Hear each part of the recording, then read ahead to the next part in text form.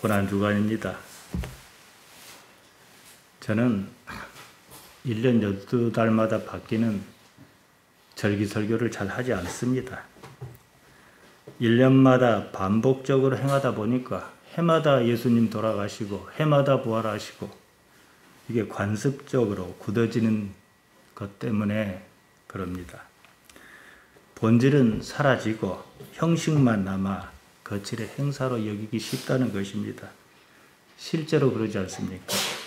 예수님의 고난을 자기 경험으로 가져와 체화하려는 사람이 많지가 않습니다. 고난은 그냥 싫은 거예요. 예수님의 고난을 깊이 헤아리자 그것은 의미가 있는 일입니다. 하지만 대부분의 신앙인이 그 고난이 예수님 것이라고 그렇게만 생각한다는 거예요. 내 고난도 예수님께서 다 갖고 가셔서 십자가에 못 박아 그냥 같이 돌아가시는 김에 그냥 같이 안고 가십시오. 이런 식이에요. 나는 그럼 뭐예요? 이제 고난은 빼고 복받아 잘 살자. 그 덕 좀 보자. 이것 아니겠습니까? 예수님께서 분명히 말씀하셨습니다. 자기 십자가를 지라 그러셨어요. 고난과 복은 어떻게 보아도 반대 개념이에요. 고난을 복이라 할 수 없고 복을 또 고난이라 할 수 없습니다, 여러분. 두 개념이 양립할 수 없어요. 보통 교회에서는 어떻게 합니까? 1년 내내 복 받아라고 복을 말하다가 이제 이맘때 고난주간이 닥치면 그때도 잠깐 고난을 말합니다. 그것도 예수님의 고난이에요. 얼마나 아프셨을까? 얼마나 괴로우셨을까? 아무리 그래도 아무리 예수님이 좋아도 그건 남의 일입니다. 기독신앙이 아닙니다. 기독신앙은 고난을 당해야 한다. 예수님께서 그러셨잖아요. 고난으로 자기라는 것을 무너뜨려야 하고 반드시 새로운 자기로 다시 태어나야 한다. 이거에 우리 기독신앙입니다. 고난 없이 좋은 신앙이 있는가? 한번 생각해 보십시오. 내가 신앙이 좋다 그럽시다. 옛날보다는 좋을 거 아니겠어요? 그러면은 이 좋은 신앙을 가지기 위해서 내 인생에 뭐가 있었습니까? 고난이에요. 그러면 이걸 알았으면은 똑같은 일을 반복하지 말아야겠지요. 왜냐? 하나님께서 고난 주시려는 게 하나님의 목적은 아니니까요. 사람은요, 자기라고 일컬을 만한 것이 무너지는 것을 좋아하지 않습니다. 목사는 교인이 좋아하지 않는 것을 습관적으로 좋아하지 않습니다. 결국 뭡니까? 이쪽과 저쪽 모두 좋아하지 않아요. 자꾸만 고난 어쩌고 하면은 서로가 불편합니다. 그렇게 할 이유도 없습니다. 1년 12달 내내 열심히 예수님의 주의 일 해서 복받고 잘 살자 그럽니다. 그런데 또 고난주간에 딱 닥쳐요. 그때는 어떻게 해요? 마치 우리가 초상이 나면은 요새는 장례식장에서 주로 하니까 문상을 안 갑니까? 친척일 수도 있고 형제일 수도 있고 그럽니다. 그럼 뭐예요? 같이 울고 애도하지요. 그 수준이에요. 아무리 애도해도 내가 준 거 아니에요. 여기에 종교적 모순이 있습니다. 아무리 위로해도요, 그건 나의 일은 아니에요. 흔히 하는 말로 남의 발등은 돋게 찍혀도 나는 안 아픕니다. 아무리 안타까워도 나는 하나도 안 아픕니다. 오히려 나에게 그런 사고가 없어 얼마나 다행인가. 남의 불행을 통해서 위로받습니다. 예수님의 고난을 아무리 현실감 있게 재구성한다 할지라도 그것은 나의 고난 아니에요. 제가 이번에 병원에 가서 남들은 저보다는 한 30분이면 끝날 일을 갖다가 의사가 그냥 귓구멍이 좀 희한하게 생겨가지고 막 바늘로 찔러대니까 고통스럽더라고요. 제가 이렇게 설명해도 이해는 해요. 근데 나는 안 아파요. 제가 아팠지 여러분이 아팠습니까? 예수님께서 아프셨지 우리가 아팠습니까? 예수님께서 십자가에 못 박히실 때를 정말로 생생하게 재구성해서 감정을 거기에 몰입을 해요. 얼마나 아프셨을까? 그래도 내가 아픈 거 아닙니다. 오히려 나의 모든 죄를 담당하셔서 그 덕에 내가 복받는다는 것이 지금 교회에서 말하는 신앙 아닙니까? 이게 뭔 신앙이에요? 논리도 아니고 신앙도 아니고 궤변입니다. 우리 기독신앙은 이거예요. 예수님께서 고난 당하셨으니 나도 당하자는 거예요. 안 그렇습니까? 지금 예수님 그 말씀 하시는 거지요. 그래서 어떻게 하자고요? 그것을 뛰어넘자는 거예요. 그리고 양자의 고난이 어떤 관계가 있는지, 예수님의 고난과 나의 고난이 어떤 관계가 있는지, 어떻게 상호작용하는지 알자는 것입니다. 여기에서 공감하는 가치가 있을 것입니다. 예수님도 똑같은 고난, 물론 고난의 강도라든가 모양은 좀 다르겠지요. 어쨌든 예수님은 예수님의 고난이 있고 우리는 우리 고난이 있는데 이게 어떤 연결고리가 있는가? 이거거든요. 여기에 공감하는 가치가 있을 것이다. 이겁니다. 그것이 무엇이겠느냐? 여러분 무엇이겠습니까? 나사렛에서 자라나신 그분이 우리가 주님 이렇게 생각하지 말고 봅시다. 우리가 좋아하는 그분이에요. 그분이 나사렛에서 자라나셨어요. 그분이 무슨 잘못도 없는데 고난당하시다가 십자가 달려 돌아가시기까지 고난을 당하셨단 말입니다. 죽음도 고난이니까요. 그러면은 그 고난에 무슨 의미가 있느냐는 거예요. 또 우리가 예수님을 믿는다고 믿지 않습니까? 교회도 안 빠지고 나오고 마스크 쓰고 예배하고 이렇게 불편을 감수하고 이게 가치가 있다고 생각하잖아요. 어쨌든 이게 무슨 의미가 있냐는 거예요. 무엇입니까? 하나님께서 내가 사는 바로 이 삶에 어떻게 살아계시는가 그거 알자는 것 아니겠습니까? 하나님의 나라가 이 말입니다. 복이고 무엇이고 그건 나중 문제예요. 지금 교회는 결코 양립할 수 없는 두 개념, 복과 고난을 연결짓지 못합니다. 고난을 제대로 이해하지 못한 것 같습니다. 그 때문에 고난은 지금처럼 이런 때만 잠깐 언급합니다. 대부분 어떻게 해서 복을 받을까 이것 아니겠습니까?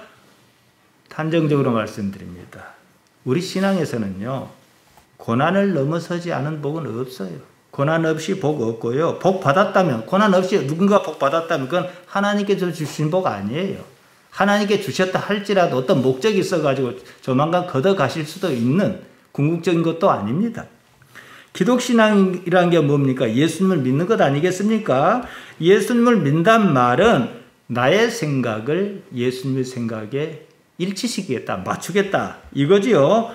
예수님만 고난받아야 하는 것이라면 복도 예수님만 받아야 합니다. 여기에 대해서 문목사 이렇게 말해도 와닿지 않아요. 이제 사도 바울 하면은 이제 사도 바울이 한 말에서 로마서 8장 17절입니다. 자녀이면 또한 후사 곧 하나님의 후사인데 그리스도와 함께한 후사니 우리가 그와 함께 영광을 받기 위하여 영광이 복 아닙니까? 궁극적으로요. 고난도 함께 받아야 할 것이니라. 고난 없는 영광 없다 이 말이에요. 예수님과 함께 영광을 받기 위해서 고난도 함께 받아야 한다. 함께라고 했습니다. 같아져야 한다. 비록 어떤 양태는 조금 다를지라도 고난이 추구하는 가치는 예수님이든 나든 똑같아야 한다 이 말이에요. 고난에 대한 올바른 이해가 없이 복도 복이 아닙니다. 하나님께서 우리 아버지십니다. 어느 아버지가 자기 자녀를 고난 당하도록 내버려 두는 것을 좋아하시겠습니까? 그러면 고난이 과연 나쁘기만 한 것인가? 우리는 고난하면 막 싫다고 생각이 들지 않습니까? 고난이 궁극적으로 무엇을 지향하는가? 이것을 생각해 봐야 하지 않겠습니까? 미리 말씀드리지만 고난을 극복하지 못하면 복을 복이라 할 수 없습니다. 고난에 대한 올바른 이해가 없으면 복 받았다 싶은 것도 사실은 복이 아닙니다. 그때 상황이 잠깐 좋을 뿐이고 언제고 고난은 또 닥쳐요.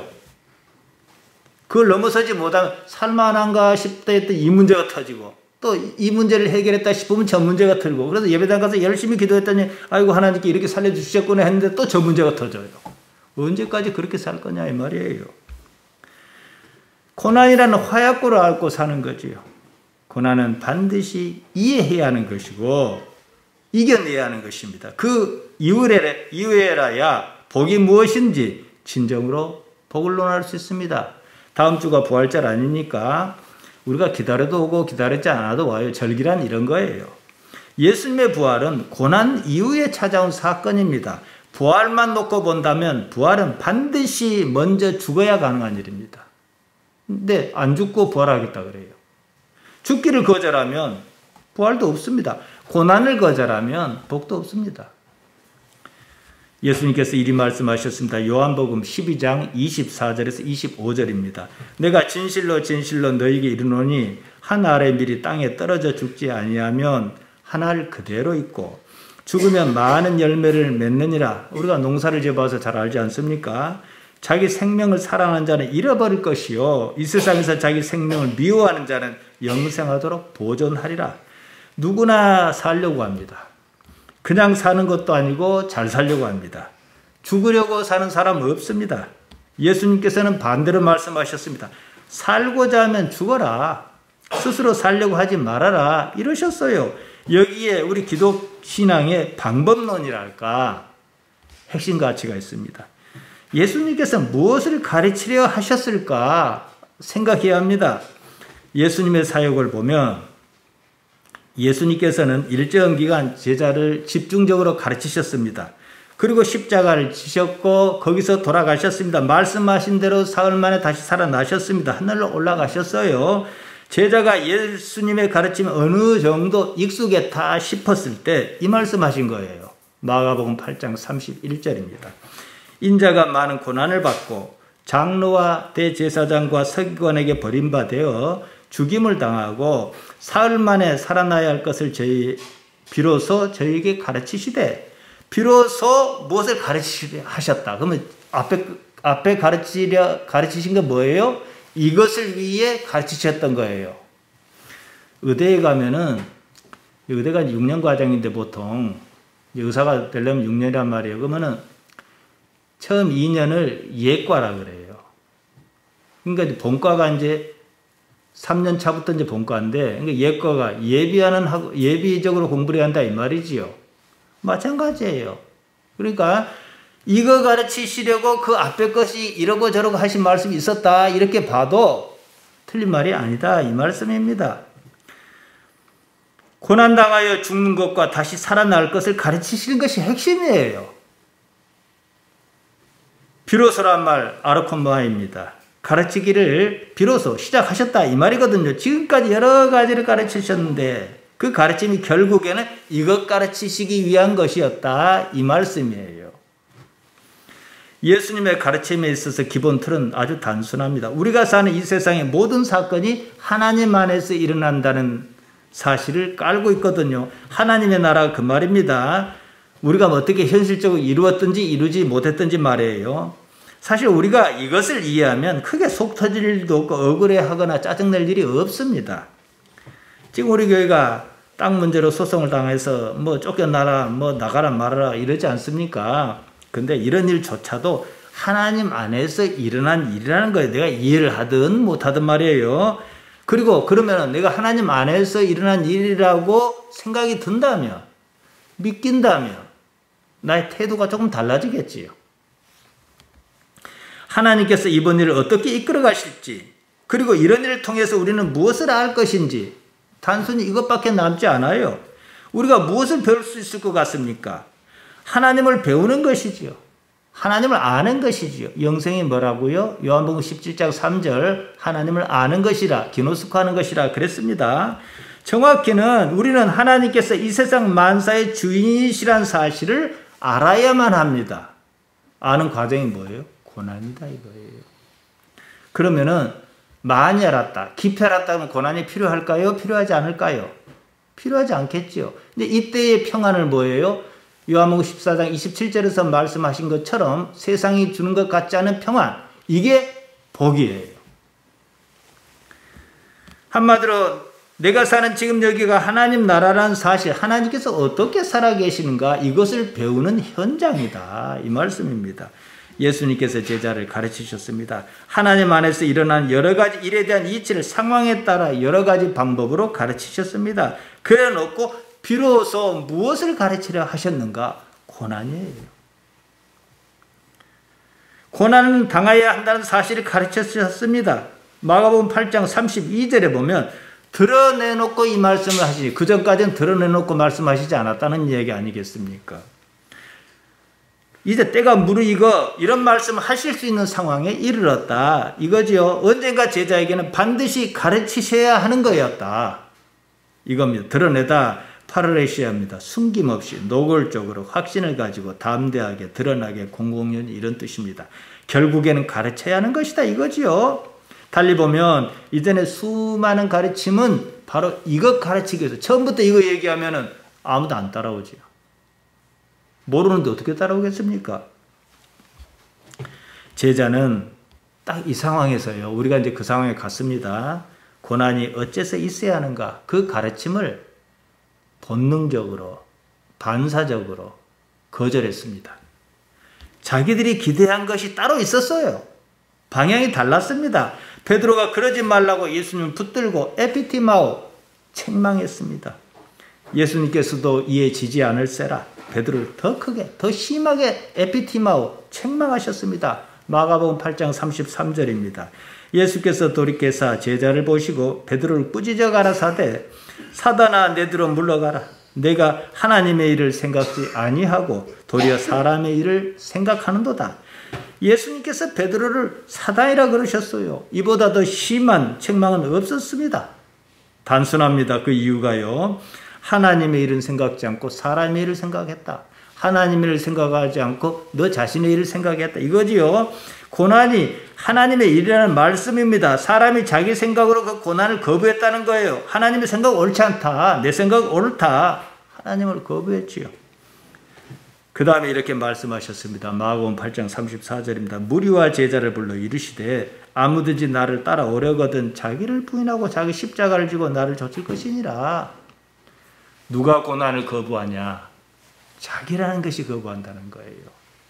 이어서 마가복음 8장 35절에서 말씀하십니다. 누구든지 제 목숨을 구원코자 하면 잃을 것이요 누구든지 나와 복음을 위하여 제 목숨을 잃으면 구원하리라. 살려면 죽어라.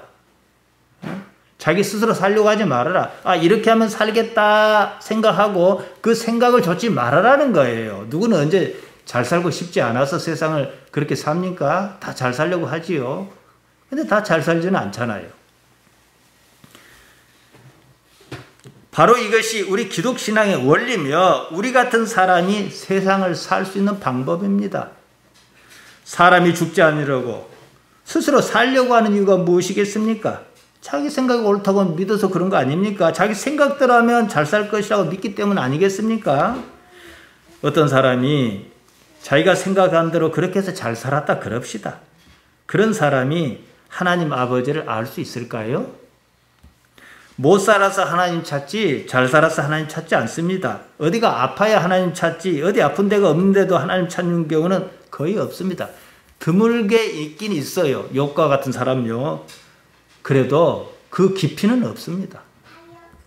바리새인과 서기관이 예수님을 막 비난했습니다. 어째서 세리와 죄인과 함께 먹고 마시냐 그랬습니다. 여기에 대해서 예수님께 이렇게 답변하셨지요.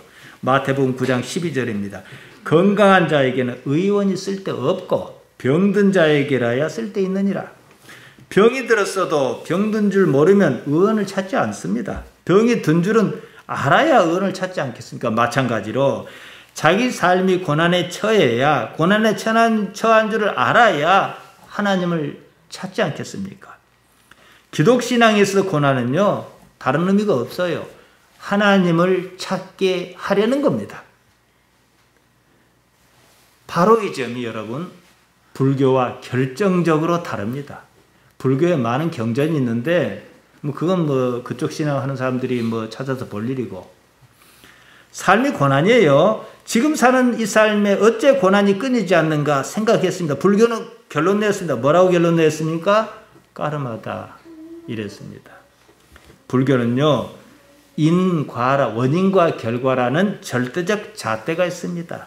현실은 결과입니다. 그러면 원인이 있을 것이다. 현실의 불행은 그 전에 있었던 어떤 일에 따른 결과다 이것이죠. 이게 까름합니다. 전세에 지은 소행 때문에 현세에서 응보를 받는다. 따라서 어떻게 하자고요? 지금 나쁜만 먹지 말고 잘 살자. 이거 아니겠습니까? 이제 여기서 이제 철학적으로 발달하지요. 자, 우리 인생을 봅시다. 우리가 영생하면은요, 영원히 산다면 일단 거시세계예요. 안 가봤지만은 규모가 큽니다. 그 중에서 나의 지금 일생 하면은 이걸 이제 미시세계라 그래요.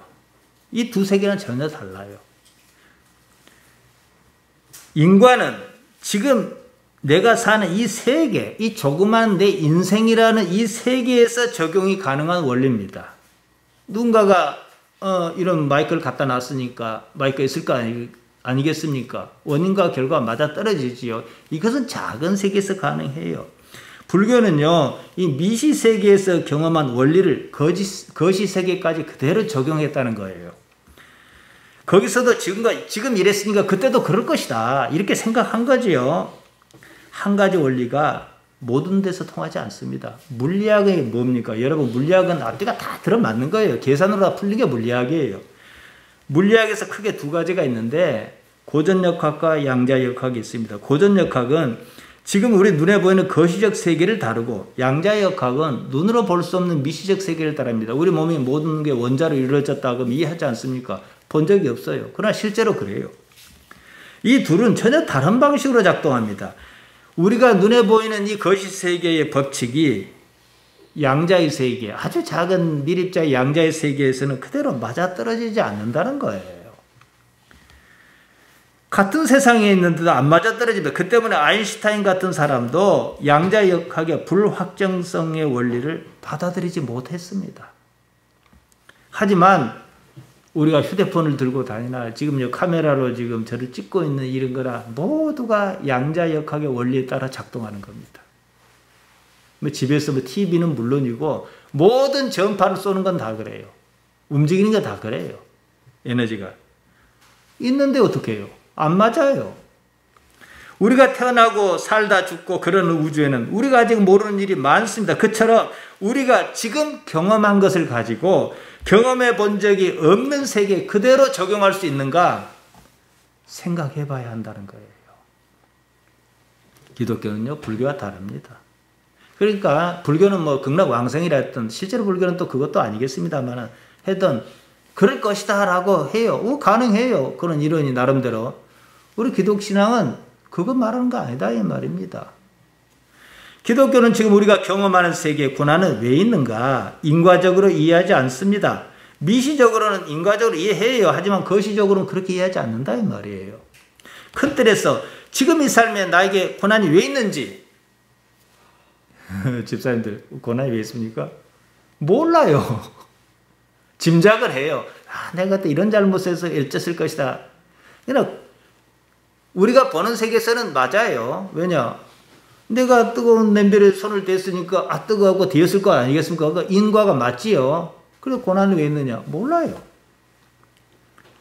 나는 다만 내 삶에 고난이 있다는 그 사실은 압니다. 여기서부터 시작하라는 거예요. 나는 깨닫지요. 고난을 이해할 수 있는 것은 아니에요. 다만 그 고난을 가지고 이해해서가 아니라 모든 것의 근원을 하나님께로 두고 일단 내려놓고 하나님을 찾지 않습니까? 병든 사람이 의원을 찾듯 고난당한 사람이 하나님을 찾습니다. 병든 사람이 짐작은 해요. 피부병은 피부병, 속병은 속병 이 정도지 그 내막은 잘 몰라요. 의사가 아닌 바에야. 대충 크게 정해놓고 가는 거죠. 마찬가지예요. 우리는 대충은 알 수 있을지 몰라도 왜 그런지 내막은 모릅니다. 사람마다 체질도 다르고 성격도 다르고 하지 않습니까? 하지만 즉 고난이 하나님을 찾게 하는 동인으로 작용한다는 사실입니다. 어떻게 해서 하나님을 알았습니다. 아버지를 알았어요. 깨달았습니다. 그런다고 고난을 이해하는 것은 아니에요. 다만 하나님을 깨달았을 때는 그때는 고난을 이해하는 것이 그렇게 중요하지 않다는 사실을 또 압니다. 한번 생각해 보세요. 고난 자체를 넘어서 버렸잖아요. 거기에 이르면 나의 의식 속에서 고난은 사라지고 무엇만 남아요? 하나님과 관계만 남는다는 거예요. 이해하시겠습니까? 이런 삶에는 고난이 있더라도 내가 감당할 수준이지 못 감당할 수준은 아니에요. 옛날처럼 내가 그 고난을 어떻게 감당해? 차라리 죽어야지 이런 수준은 아니다 이 말이에요. 예수님께서 마태복음 7장 9절에서 11절에서 하나님 아버지께서 어떤 분이신가 말씀하셨습니다. 너희 중에 누가 아들이 떡을 달라면 돌을 주며 생선을 달라면 뱀을 줄 사람이 있겠느냐? 너희가 악한 자라도 좋은 것으로 자식에게 줄 줄 알거든. 하물며 하늘에 계신 너희 아버지께서 구하는 자에게 좋은 것으로 주시지 않겠느냐? 우리가 흔히 아는 아버지에 대한 인상입니다. 하나님과 이런 관계 가운데 있느냐? 이 말이에요. 예수님께서 사역하실 당시 제자는 예수님을 제대로 이해 못했습니다. 예수님께서 유대의 왕으로 오신 것이라고 믿었습니다. 또 그 때문에 예수님을 따랐습니다. 예수님께서 때가 이르렀다 이렇게 말씀하시자 이제 왕의 자리에 오르려 하시는가 보다 그랬습니다. 이제 때가 찼다. 예루살렘으로 올라가자 이렇게 말씀하시자 백성은 호산나를 외치며 야단이었습니다. 그때 상황을 요한이 이렇게 전합니다. 요한복음 12장 13절입니다. 종려나무 가지를 가지고 맞으러 나가 외치되 호산나 찬송하시로다. 주의 이름으로 오시는 이 곧 이스라엘의 왕이시여 하더라. 호산나 히브리 말입니다. 구원하다, 구출하다는 말 야샤와 요청하다 등 나가 합쳐진 말이에요. 구하여 주소서 이 말이에요. 어서 왕의 자리에 올라서 이 로마와 저 가졌다 모든 권력을 틀어진 저 인간들의 압제로부터 우리를 구원하여 주소서. 호산나. 우리가 생각하는 그런 메시아입니다. 이들의 메시아는 왕이에요. 유대의 왕이에요. 백성으로서는 그렇게 기대를 가질 만도 했습니다. 예수님께서는 범상치 않으신 분이셨거든요.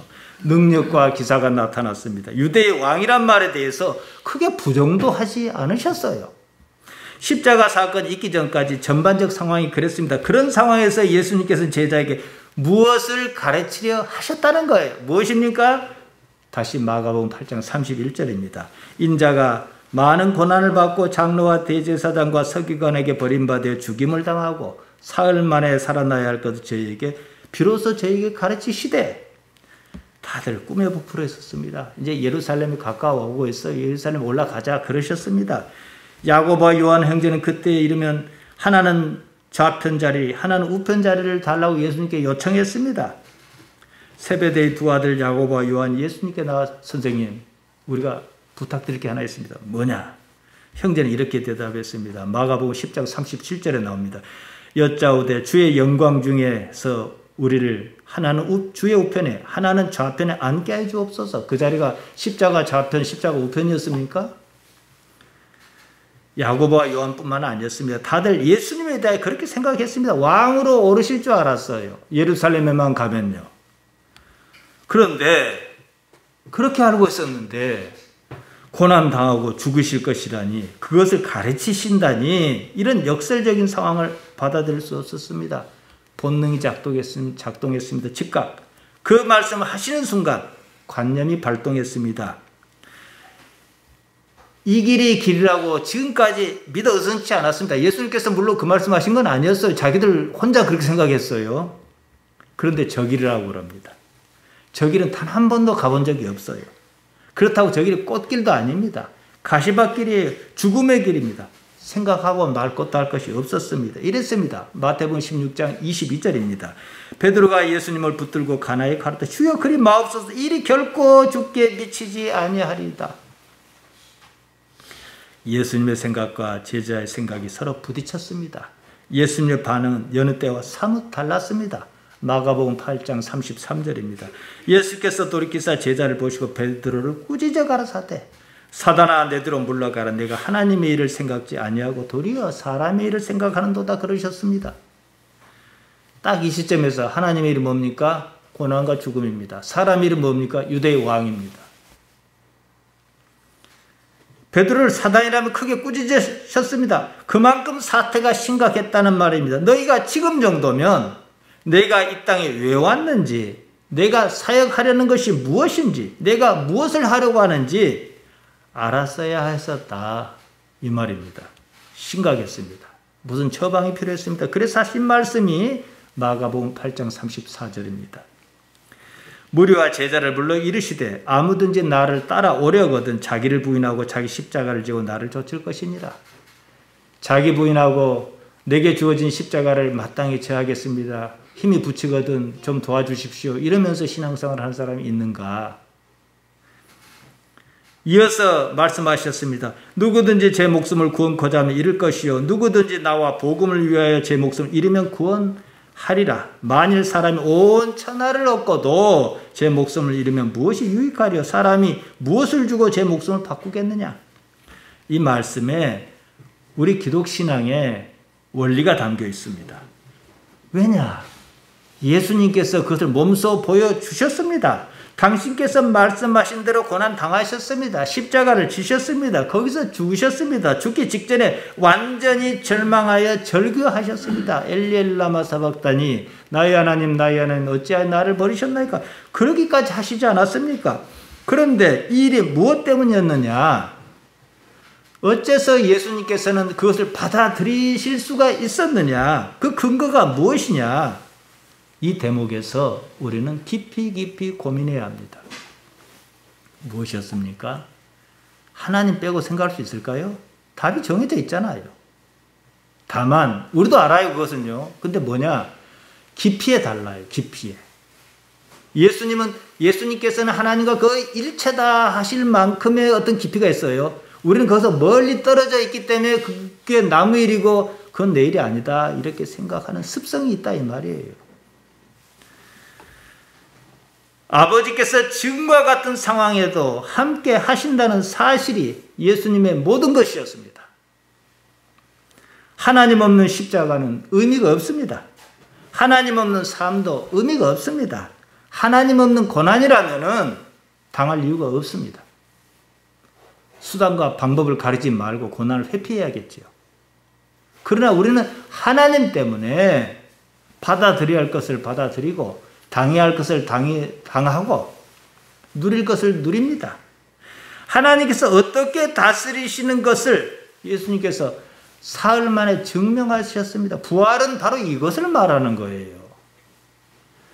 일찍이 요한복음 2장 19절에서 그것을 전했습니다. 너희가 이 성전을 헐라 내가 사흘 동안에 일으키시라. 예수님께서는 진즉부터 알고 계셨죠. 당신께서 무엇을 하실지 말이에요.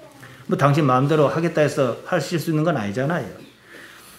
요한복음 2장 21절 22절에서 또 설명합니다. 요한이요. 그러나 예수께서 성전된 자기 육체를 가리켜 말씀하신 것이라 죽은 자 가운데서 살아나신 후에야 요한은 나중에 성경을 썼거든요. 제자가 이 말씀하신 것을 기억하고 성경과 및 예수님의 하신 말씀을 믿었다. 이제 이때는 어떻게 믿어요? 고난을 그대로 믿지요. 그래서 베드로도 십자가에 못 박혀 죽을 수가 있었던 거예요. 여러분, 하나님을 모른다면 또 모르겠습니다. 그러나 안다면 나라는 것은 무너져야 합니다. 결국은 이 문제예요. 제가 조금 앞서 기독신앙의 원리라고 말씀드렸습니다. 이게 종교적 깨달음 같은 게 있습니다. 오늘 설교 제목이 뭡니까? 예수님께서 어째서 고난을 가르치려 하셨을까? 이것입니다. 이 말은 모두가 고난당해야 한다 이 말은 아닙니다. 설령 모두가 고난을 피할 수 없는 한이 있더라도 말이에요. 고난이라는 것은요 뭡니까? 우리 인생의 현실적인 문제로 인생이 그냥 고난이에요. 다른 것 아니에요. 고난 없는 인생 없습니다. 고난이란 것이 있다면 그 고난이 어째서 있느냐? 그 고난이 나를 어디로 인도하느냐? 이거죠. 고난은 하나님을 알고 아버지를 알게 하려고 있는 것이다. 우리가 고난이 인과가 어떻고 이거 다 떠나서 우리는 그거 몰라요. 그러나 우리가 알 수 있는 것은 고난이 가리키는 목표점에는 하나님께서 계시다는 사실을 우리가 압니다. 하나님을 넘어서 이제 아버지로서 깊은 관계를 맺게 하려는 것 때문이다. 바울은 로마서 5장 20절에서 말했습니다. 죄가 더한 곳에 은혜가 더욱 넘쳤나니 이 말만 놓고 보면 이상한 말 같습니다. 죄보다는 은혜다. 하마르티아보다는 카리스다. 지금 이 말을 하려는 겁니다. 카리스는 은혜라고 번역도 하고 은총, 호의, 돌봄을 말합니다. 하나님 아버지께서 당신의 자녀를 어떻게 여기시는가? 이거지요. 이런 상황에서 그런 상황이라면 하마리아가 무슨 대수겠느냐. 바울이 지금 이것을 말하는 겁니다. 아버지와 어떤 관계라는 것입니다. 다시 말씀드리면 하나님의 목적은 인생에서 우리에게 고난을 주려는 것은 아닙니다. 관계를 원하십니다. 예레미야가 3장 33절입니다. 주께서 인생으로 고생하며 근심하게 하실 본심이 아니시로다. 고생하게 하다 아나입니다. 아나. 근심하게 하다 야가입니다. 괴롭혀 슬프게 하는 것이 아니다. 그런 것이 하나님의 본심, 레브, 하나님의 의지가 아니다. 하나님께서 뜻하신 바가 아니다. 그러면 하나님의 레브, 의지가 뭐겠습니까? 여러분 뭐겠습니까? 사실요, 고난은 문제가 아닙니다. 고난을 넘어선 은총을 봐야 합니다. 하나님 아버지께서 무엇을 원하시는지 그것을 먼저 알고 그로부터 은혜를 경험하는 거죠. 어느 부모가 자식이 고난당하는 것을 좋아하겠습니까? 앞서도 말씀드리지 않았습니까? 마태복음 7장 11절요. 악한 자도 자기 자녀에게 좋은 거 줄 줄 알지 않느냐. 하물며 하늘아버지께서 그러시겠느냐. 그러셨단 말이지요. 지금 하나님 아버지께서 우리에게 지속적으로 요구하시는 것이 있습니다. 아버지와 자식 관계입니다. 다른 아무것도 없어요. 예수님께서는 제자에게 오늘날 우리에게 이것을 가르치려 하셨습니다. 다시 말씀드립니다. 고난이 문제가 아닙니다. 지금 내가 하나님을 아버지로 아느냐 이 문제입니다. 아버지와 자식 관계예요. 하나님께서는 우리 아버지로 계시기를 바라신다는 거예요. 내 인생에 간섭하고 싶으신 겁니다. 창세기 22장에 우리가 귀가 아프도록 듣는 내용이 있지 않습니까? 아브라함이 100세에 얻은 아들을 하나님께서 번제로 바치라고 하는 말씀을 들었다는 거예요. 근데 아브라함이 그렇게 행합니다. 다들 이 대목을 아브라함의 순종이니 뭐니 이렇게 생각합니다. 자식을 번제로 바친다. 쉬운 일 아닙니다. 지금도 그렇지만 당시로서는 더 그렇습니다. 자, 여기서 우리가 생각할 것은 아브라함의 순종을 보지 말고 아브라함에게는 어떻게 해서 하나님의 그런 말씀이 들렸는가? 이거에 더 중요해요. 왜 나는 그런 말씀이 안 들리지? 꼭 아들만 바치란 게 아니라 좋은 말씀도 들리고 해야 할 거 아니겠습니까? 하나님의 위로도 좀 들려야 하고, 내가 받아들이기 힘든 요구가 있다 그러면 그것도 들려야 하지 않겠습니까? 근데 왜 나는 안 듣고 아브라함 그 엄청난 하나님 말씀을 들을 수 있었지요? 여기에 대해서 생각하는 사람, 깊이 생각하는 사람 별로 없어요. 아브라함이 순종했으니까 너희도 순종해라. 이런 식으로 그냥 이상하게 끌고 가려고만 하지요. 죽도 밥도 아닌 소리지요. 보통 사람은 하나님께서 무슨 말씀하셔도 안 들립니다. 근데 아브라함은 들려요. 이 차이예요. 근데 왜 그런 차이가 있느냐? 우리와 무엇이 다릅니까? 제가 지난 시간에 말씀드렸죠. 지난 세월이 달라요.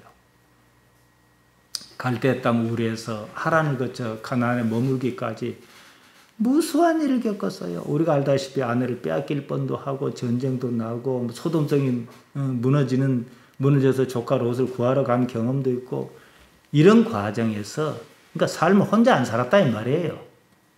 하나님과 살았지. 그러니까 그 원치 않는 소리도 들리는 거예요. 이건 관계를 말하는 거죠. 무엇이 가장 소중하냐 이 말 아니겠습니까? 지금 내 앞에 나타난 현상에 대해서 나는 지난 세월로 응답하는 거지요. 말씀은 우리 입에, 우리 마음에 이미 있습니다.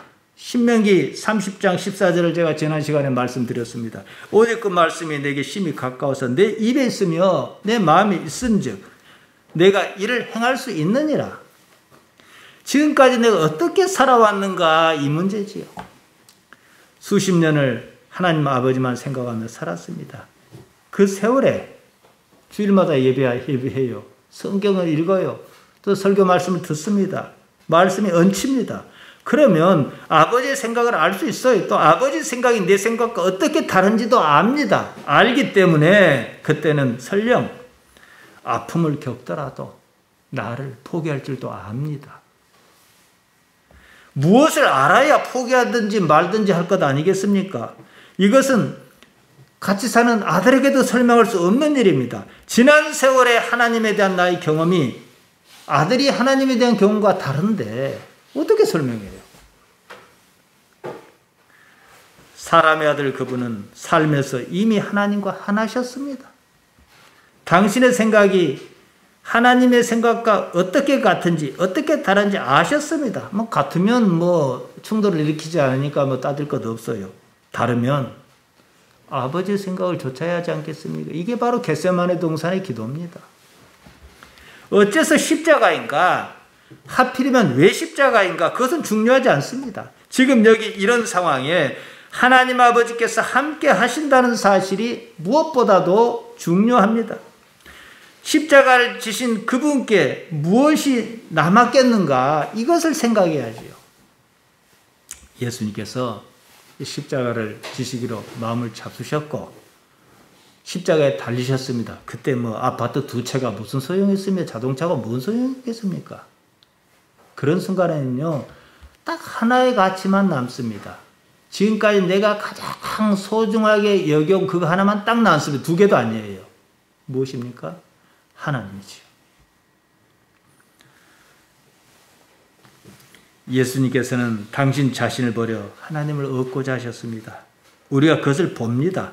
역사에서 보고 성경에서 봅니다.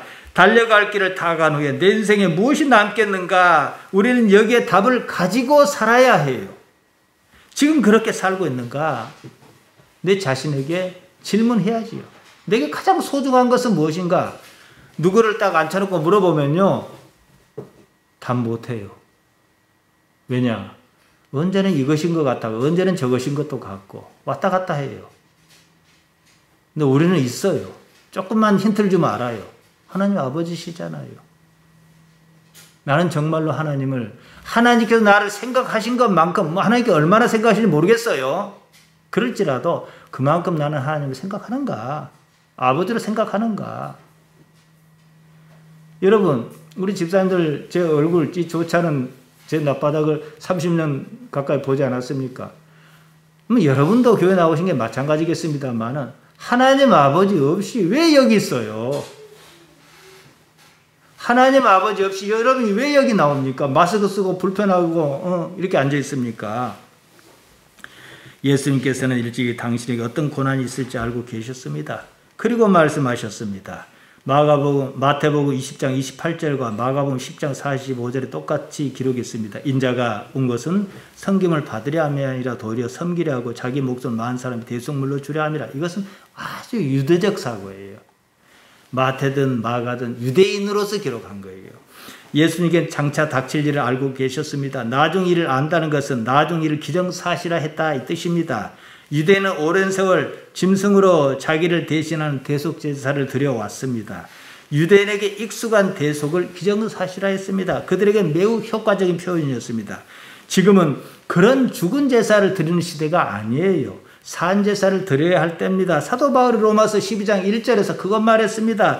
그러므로 형제들아, 내가 하나님의 모든 자비하심으로 너희를 권하노니 너희 몸을 하나님께서 기뻐하시는 거룩한 산제사로 드리라. 이런 너희들이 영적 예배니라. 예수님은 고난받고 나는 그들에게 복받고 이 말 아니에요. 고난은 나를 깨부수는 망치입니다. 나를 못살게 하는 것은 하나님 아버지의 본심, 내부가 아닙니다. 의지가 아니에요. 아버지께서는 아무것도 원하시지 않습니다. 내 자신을 원합니다. 아버지와 자식 관계를 원하십니다. 예수님의 고난은 사람의 자녀로서 하나님 앞에 서려면 다 그렇게 한다는 것을 말합니다. 자기를 버려라 이 말이에요. 고난은 나를 깨부수려는 것입니다. 신앙 곧 영성, 깨달음의 핵심은 바로 여기 있습니다. 나를 내려놓는 겁니다. 다른 아무것도 아니에요. 나는 지금 하나님 앞에 내 자신을 내려놓고 사는가? 이 문제입니다. 궁극적으로요, 답은 이미 주어졌습니다만은요, 궁극적으로 여러분에게 한번 질문해 보시기 바라요. 나는 이 삶에서 무엇을 얻기 원하는가? 하나님 아버지 말고 또 있습니까? 오늘 주보에 말씀 묵상란에 마가복음 8장 30절에서 36절 길게 적어놨습니다. 어쩔 때는 절절 이렇게 이해하는 게 좋지만 오늘 같은 경우는 전체 맥락을 이해합니다. 하나님께서 아버지시라면 자기를 버리는 것이 사는 것이다. 지금 이 말씀이에요. 스스로 살려고 하지 말아라는 거죠. 자기 스스로 살겠다고 하면 그것이 결국은 자기 목숨을 잃는 것이다. 자기 목숨을 잃어버렸는데 다 무슨 소용있겠느냐. 왜 죽는 사람을 살려 하느냐. 사는 사람을 살려 해라. 이 말씀이지요. 마치겠습니다. 여러분은 강단에 걸린 십자가를 보면 무엇을 생각합니까? 예수님 생각하십니까? 십자가에 달린 예수님 바라보지 말고요. 십자가에 달린 나 자신을 바라봐야 해요. 하나님께서 아버지시라는 인식이 있다면 모든 것을 내려놓을 수가 있어야 합니다. 그것이 사는 것, 영원히 사는 길이라는 것을 여러분 깊이 깊이 인식하고 또 깨달으시기를 예수님의 이름으로 축복하면서 부탁드립니다. 하나님 우리 아버지, 모자라고 또 모자란 줄 압니다. 어쩌겠습니까? 우리를 붙드셔서 하나님 아버지의 영광 안에 품 안에 있도록 도와주옵소서. 예수님 이름으로 기도하옵나이다. 아멘.